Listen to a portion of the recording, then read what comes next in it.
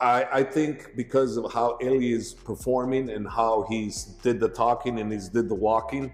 I mean, he said, "I'm gonna knock him out." This, he knocked him out. He says this, he did that. I love the way he's promoting the fights. I love how he's not talking trash. I simply said, "Hey, Daniel, if the UFC wanted that fight, they'd have made that fight." Like, there is definitely a landscape, and it does appear that we're approaching that landscape. If he beat me, he's gonna be on the same level as Islam. He That would gotta be the beat person. like someone like me, who can wrestle. Yeah. He just had easy fights on his career. He beat legit fighters, but not on their prime. If he met Volkanovski 4 years ago, Volkanovski just eat him. UFC may be standing at the brink of another fire-breathing feud. Ilia Topuria versus Islam Makhachev, a fantasy bout for most. The Ilia Topuria versus Islam Makhachev bout has always been a dream matchup idea for fans. Even Dana White was interested in seeing the two champion fighters face each other. The bout between two reigning champions, featherweight and lightweight respectively, had every right to become a UFC main event. Massive fight would be Ilia versus Islam too. Well, the other thing is that Islam moves up, and obviously if Islam won the title, you immediately have a super fight with him and Ilia, so. Even Javier Mendez, Islam Makhachev's longtime coach, has now started to lean toward this matchup. After watching Ilia Topuria's sharp and calculated performance against Charles Oliveira, Mendez admitted he's more open to the idea of booking a future clash between Islam and Ilia after the matchup versus JDM. His words caused speculations for a potential matchup next year between the two. Yeah, and the Ilia Topuria fight, do you think it would happen down the line? Because it seems like when you ask people most highly anticipated fights, yeah, people talk Aspinall Jones, but I think a lot of people compared Ilia and Islam to what Habib and Conor was. Maybe not the trash talk element, but the magnitude. I think because of how Ilia is performing and how he's did the talking and he's did the walking. I mean, he said, "I'm gonna knock him out." This, he knocked him out. He says this, he did that. I love the way he's promoting the fights. I love how he's not talking trash. He might have said one bad thing in my book that probably shouldn't have said when he mentioned something about Islam, but that was so minor. Chael Sonnen added more fuel to the fire recently. He discussed an example of if Islam Makhachev loses his next title fight against Jack Della Maddalena, JDM, then the UFC would probably go through with Ilia versus Islam. It's an insurance policy, not a top consideration. Islam returning to 155 is a real stretch for me. I think that Islam is going to be a lot like Ilia, which is, hey, this is great. Thank goodness I got here. Most unpleasant experience that Islam has had in the sport is just beating the scale at 155. I'm very confident in telling you guys, if Islam has success at 170 and becomes the champion, that whatever dreams you have of Islam versus Ilia haven't gotten closer, they got further apart. If you have a dream of seeing Islam versus Ilia, it's very unlikely, but the best way to get there would be if Islam was to lose at 170. From Chael's perspective, the fight can occur, but only in certain conditions, and even then, he doesn't think it would be as huge as everyone makes it out to be. They being Ilia and Islam. Thinking like champion versus champion, and this is going to be the biggest fight ever. That's not true. That is them not having their thumb on the pulse. Them being influenced by themselves and their peer group and their social media followers. It would have been a big fight. It's a main event. It would have done just fine.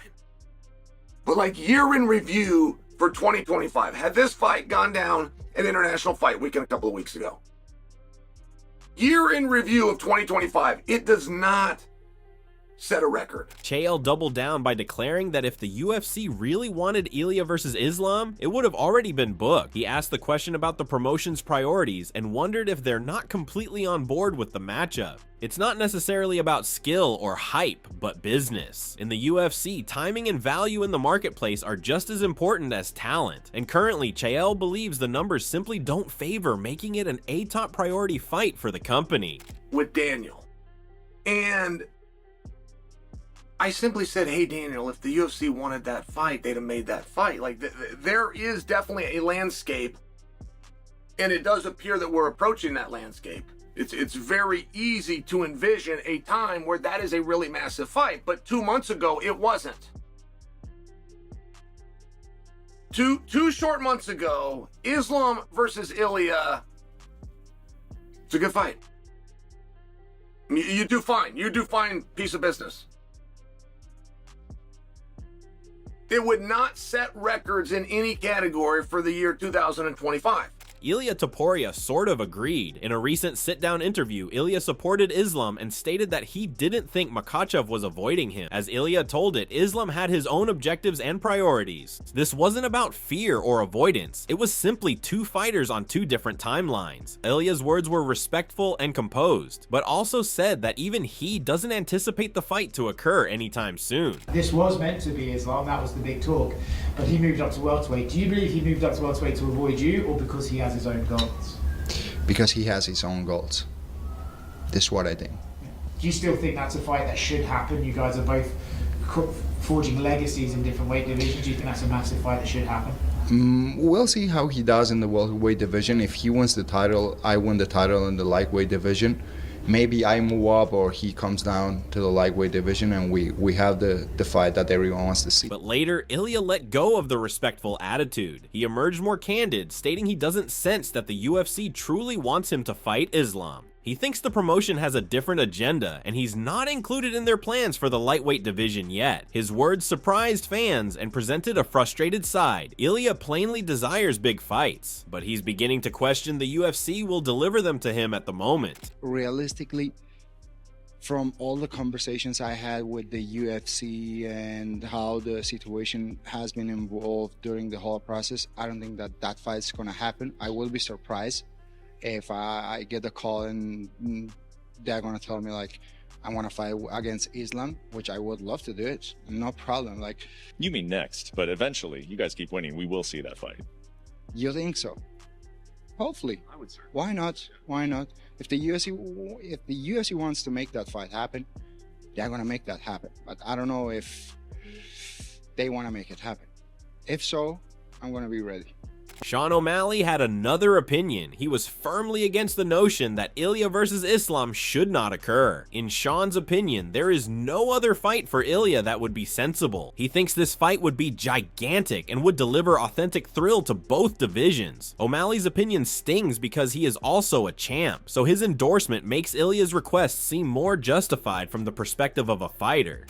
Is he running from Arman? It's hard to picture anybody beating Ilia right now. It's hard to visualize anybody just being able to go in the octagon with Ilia Topuria and beat him. Just how dominant he's been. You know, realistically, they go get in that cage, it's like Arman definitely has a chance. He definitely has a shot. Ilia's such a massive superstar right now. It's like, why fight Arman when you could fight Islam or, Gaethje's a bigger fight than Arman, I think. Patty's a bigger fight. So it just depends on where Ilia's head's at. Does he want to just go out there and, hey, I want the next best guy? Paddy Pimblett, however, wasn't impressed. He said that Ilia hasn't yet earned that shot. In his view, Ilia has a lot to prove as a champion before taking on someone like Islam. Paddy feels that people are in a hurry to do things just because of Ilia's hype and not resume. In his opinion, it is always good to make things build up to bigger fights slowly and not rush into things too early and lose all momentum. I can't see Ilia fighting Islam. He's only defended the belt once, and he's not that big of a star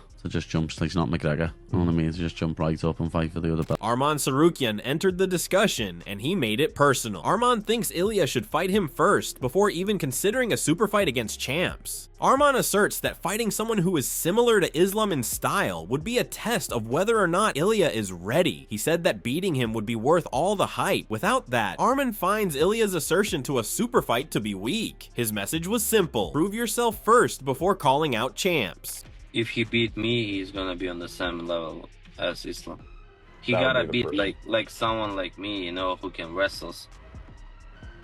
Yeah. He just had easy fights on his career, you know. He beat legit fighters, but not on their prime. If he met Volkanovski 4 years ago, Volkanovski just eat him. Not content with just tweeting, Arman attempted to bully Ilia into the fight. He began tweeting insults and sarcasm directed at Topuria. He accused him of avoiding actual opponents and coasting on height. Arman's game plan was basic: embarrass Ilia until he reacts. But it really didn't pan out. Ilia didn't seem to mind too much and remained silent on social media, not providing Arman the attention he was obviously looking for.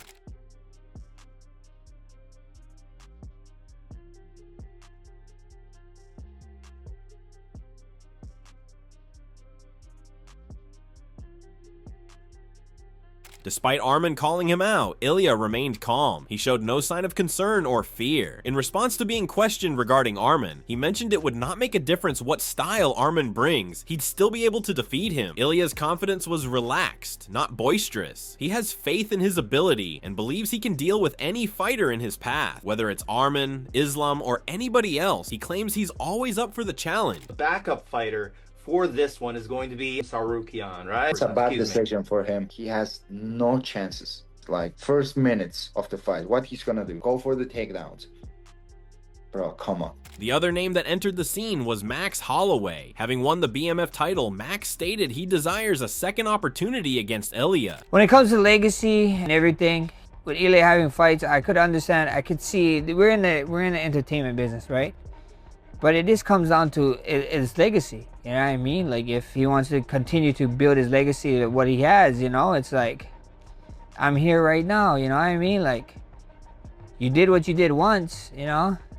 The greats would do it twice, you know what I mean? So at the end of the day, the ball's in his court and we get to see. He scolded Ilia's winning streak and doubted the caliber of his previous competition. In Max's opinion, Ilia's hype is overrated and attributed to poor matchup. Max made it straightforward. He thinks he's still the best fighter and desires an opportunity to show it in the octagon. He has the names, right? He beat the names and you can't deny that. But then, you know, when you look, it just sucks that, you know, with everything that's going on, when you look at that Volk fight, you know, with that Volk coming off of what he did, that's kind of crazy. But people just look at the name, you know, they're not looking at the record. They're just looking at, oh yeah, Alex was the champ, you know, and then me, and then Charles did what he did. But Charles was on him, what was Charles on? A 1-fight win streak, you know. So, you know, at the end of the day, it's just moments, you know, and it's just names. It is one of the greatest names for sure that he beat in history, but the man is doing what he's supposed to do, you know. He's lining, UFC are lining people up for him, and he's just knocking them down, you know. So fair play to him, you know. He's going out there doing his job. But Joe Rogan came to Ilia's defense. He was generous with praise over Ilia's winning streak and claimed that people don't know how good the young champion really is. In Joe's opinion, Ilia has defeated strong opponents and should receive as much attention as he's receiving now. Rogan's voice is widely respected in the MMA community, so his endorsement worked in Ilia's favor. People began viewing Ilia's record in a different light after Joe's words went viral. He's got the greatest 3-fight win streak in the history of the sport. He knocks out Alexander Volkanovski, Max Holloway, and then Charles Oliveira. It's the greatest 3-fight win streak in the history of the sport. Volk admitted that it probably wasn't the smartest move for him to fight Ilia so soon after being knocked out by Islam. He said he didn't feel fully recovered and rushed into the fight. There's a credit to him, but in saying that, I'm always going to look at, I didn't fight my fight and I didn't fight how I would like. You know, second guessing myself in there. It's a long story, but it was... Of course. Alexander Volkanovski obviously fought Topuria in February. Do you think he came back too soon after you knocked him out? Of course. It's too soon, you know. He have like, you know, very bad, tough knockout last fight. And so you didn't give yourself 90 days, you let yourself just, you know... He have to rest minimum 3-4 months without training, nothing. You have to like do some recovery and just wait, and he go to the fight again too soon, you know. It's a big mistake. So, and I had a decent concussion from, I feel like I had more of a concussion from the Islam one. Yeah, even though I was knocked out longer with Ilia, I had a lot more of the symptoms than that with the Islam one. So I probably should have wrong. I should have had the break. Lastly, Dana White made a huge revelation. He acknowledged that Max Holloway is in a good place currently and that anything can happen. That single statement might be a lot. Perhaps the UFC is more inclined towards Holloway versus Ilia too. Perhaps they prefer to keep Ilia versus Islam for later. Whatever it is, Dana is aware that this narrative is red hot and he'll play it when it earns the most money and buzz. As far as for Max, right, he's an interesting situation because the champion of his division is the guy he lost to in the other division. So does he have to work a little bit harder to get that rematch back, or do you think a performance like this shoes him right up there? I think he's in a great position right now. He just defends that BMF title. He's ranked number 4 in the world there, and anything is possible for Max right now. Yeah, I don't want to put you on the spot. Do you think Ilia has done enough to fight Max for the BMF title and the light welterweight title at the same time as he did. Yes, I do. Fair enough. And now the question is, will we ever get Ilia versus Islam? Or will UFC politics forever bury this dream fight? Between Arman's callouts, Max's demands, and Dana's silence, nothing is certain. One thing's certain though, Ilia Topuria is in the limelight, and all the fighters want a share of him. Make sure to hit subscribe if you want more deep fight breakdowns just like this. We'll catch you in the next one.